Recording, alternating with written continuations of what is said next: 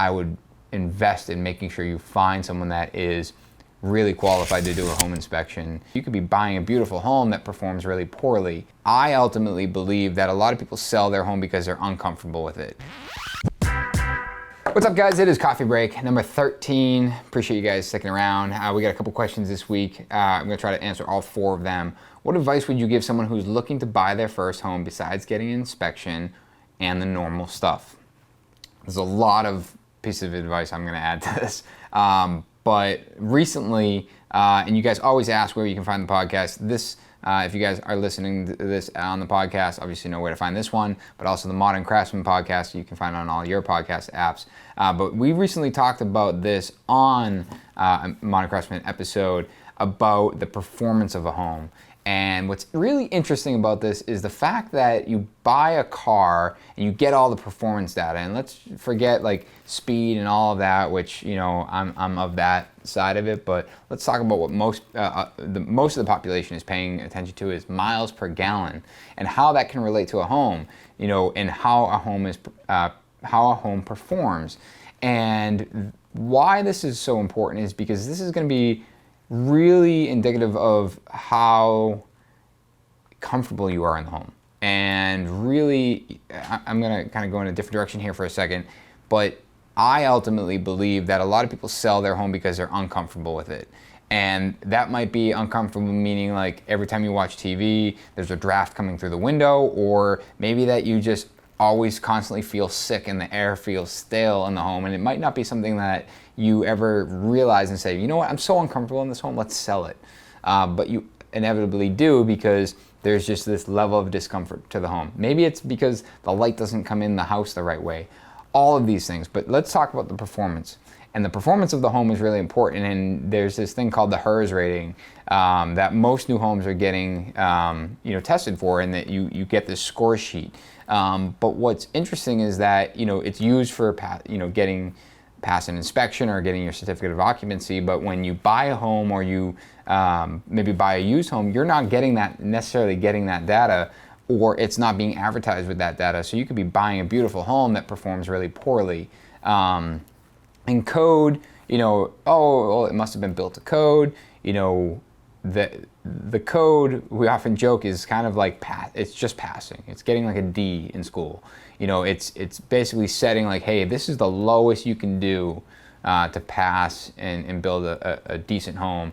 You know, you want to be looking for something that is performing much better, that is airtight, that has, you know, good mechanical system, that is going to be low in consuming energy, or maybe it produces energy through the use of solar.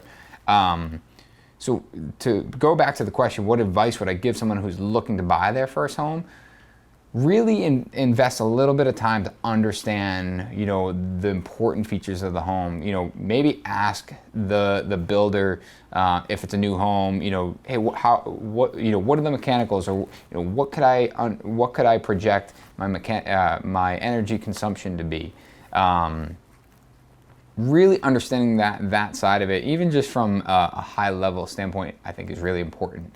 And because you don't want to get into a house that, you know, maybe it's oil heat and it's really drafty and you're blowing through oil. I remember my first home, it was not insulated, and it was oil heat, and I would say probably $2,500 a winter in heat, which was astronomical. But it leaked. And you know, that's something that you might not necessarily know. Maybe you buy it in the summertime, not realizing that the home is just not well insulated.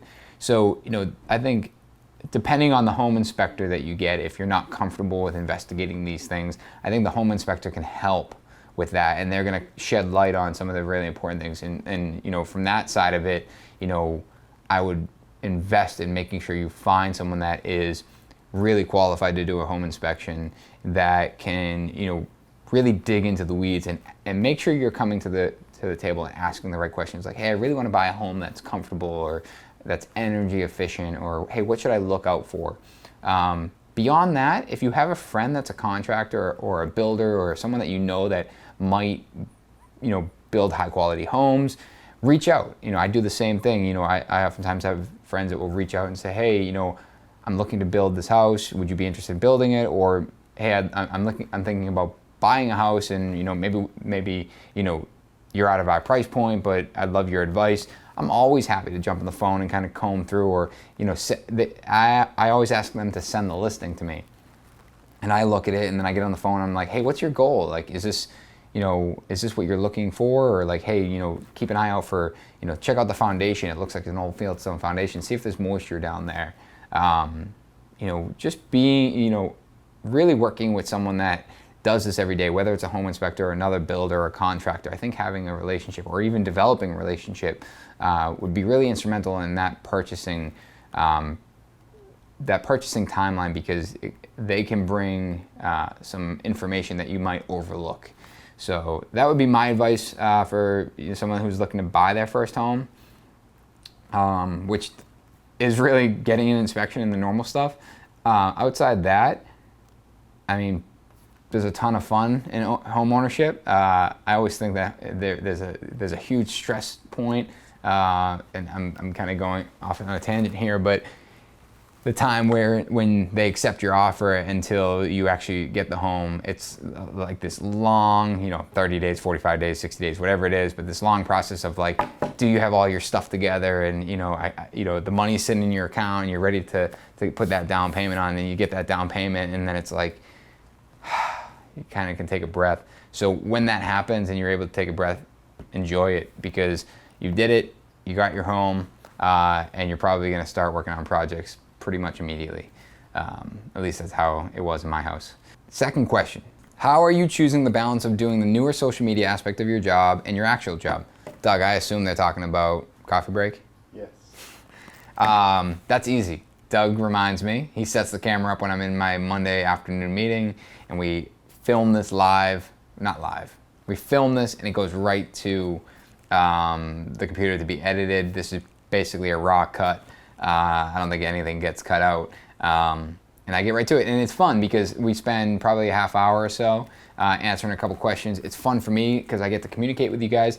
I get to voice some things that might be on my mind. It might change from week to week a little bit, but my goal here is to share and just be someone that you can ask a question to that is willing to answer. Let's look at this in a broad aspect. Is that people ask me oftentimes, how do you balance Instagram and building, or how do you have time for posting every day? Which, funny enough, Doug, I didn't post today because I was too busy.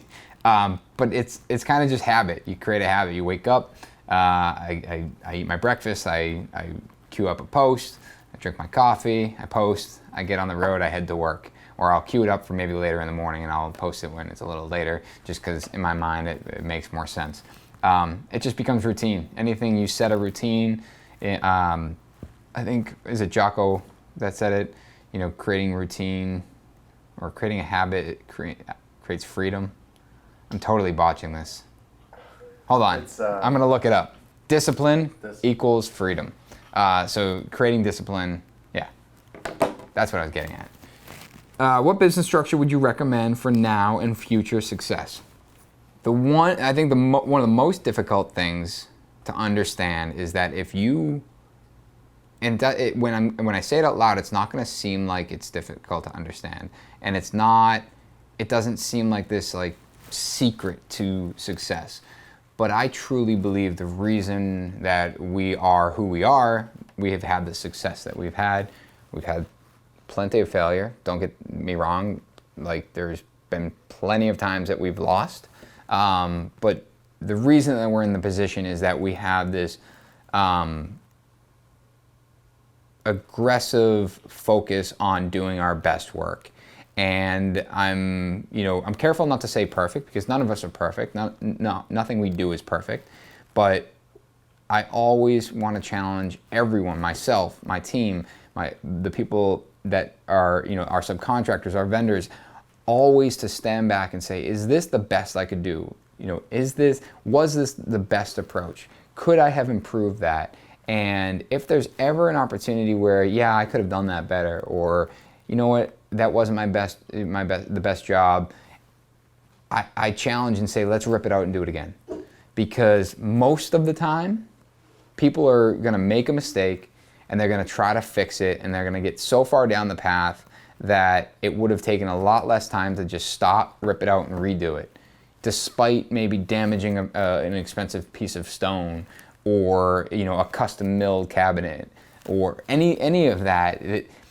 Stopping right in the moment and realizing that the best thing to do is to rip this out and redo it is by far the best approach. And that is really what has set us up for the success that we are today. And I think back to when I was a carpenter, and I had this conversation, I think last week in our PM meeting, is that when I was a carpenter, I was also running the business. So it was really, really hard for me to stop and redo something because I had to get to that next thing. I had to get into the office to invoice. I'd like to believe that I definitely did it, and I would rip out things and redo it, but not to the level I am today. And that's not because I get to pass the buck to someone else. It's because I've built a team that we are, all focused on our strengths, and my strength is running the business. So I can focus on running the business, and my team and the people in the field and my carpenters and project managers, they're in the field producing. And when I show up, or even my project manager says to one of my carpenters, like, hey, you know what, we got to redo that. We got to pull that apart and redo it. They understand why we're doing it. They understand the message. They understand our approach as a business.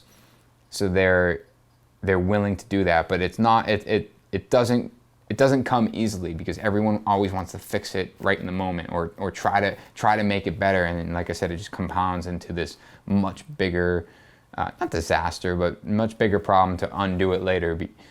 I'll tell a specific story. We had a stair stringer, actually a stair tread, get cut. It was milled up in one piece. It got cut wrong, so the guys tried to join it back together in the field, and there was a seam. And I remember uncovering it, and it was talked about a little bit, like, oh yeah, they were able to fix it in the field. It looks good. And I went on site, and I'm like, I see the seam. It's a clear floor. It's right in the middle of the living space. And they knew it, they should have ripped it out, but they didn't. They tried to fix it, and ultimately I was like, it's got to come out. We ripped it out, and it was a much bigger deal. And if they had just stopped in the moment and ripped it out and said, like, yeah, I can't complete this today, it would have sucked, but we wouldn't have been in the position 2 weeks later. That took us much more time and thus money to fix that. So I think, setting your goal, or setting that mindset right from the beginning, is a great, business structure. Understanding that you're going to put quality first, and you're going to get burned a lot, in the sense that, you're going to end up having to redo things and not be able to charge for it, or you're going to realize you price something too little, but if you finish it now, it's not going to be to the quality that you hope it to be. If you always stand behind doing that, you're going to do your absolute best. Again, not perfect, but you're going to do your absolute best every single time. That is going to start showing through your work ethic and your work, and that will ultimately bring you to that next level and that next level, because you're always striving to perfect and always striving to refine that process. Number 4, any advice for hiring your first finished carpenter? Right now it's myself and a PM, and we're not thrilled with the quality of work we're getting from our subcontracted carpenters. I'm looking to bring it in-house. This is a conversation we have a lot internally. Hiring carpenters as subs, keeping guys in-house. What it comes down to, whether it's a subcontractor or an in-house guy, you just have to set expectations. But you also have to understand that there's different levels of guys. There's entry-level guys, apprentices, guys that are really good at trim, guys that are really good at framing. And a carpenter isn't just a carpenter. Yeah, you can hire a carpenter that can frame, that can do interior finish, that can do stairs, that can do elliptical work. Sure, but there's probably one of those 4 that he's really good at, he or she is really good at.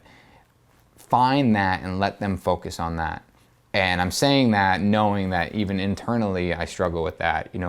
We have hired a lot of entry-level guys, we've hired mid-level carpenters, and we've hired lead carpenters. And you could be a lead carpenter that's really good at stair work, but not great at framing, where you might have a mid-level carpenter that's really great at framing and not good at stairs.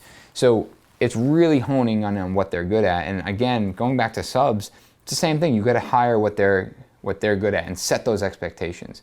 If you're going to hire an interior trim carpenter as a sub, sit down and understand what their process is. How do they do their corners on their casing? Are they putting a domino or a biscuit? Are they clamping it? Are they nailing it in place? Understand their process and see if they're willing to improve on that. If they're not willing to improve, or maybe you've set a SOP, a standard operating procedure for how you do casing, share that with them and see if they're willing to follow that role. If they're not, maybe it's just not the right fit.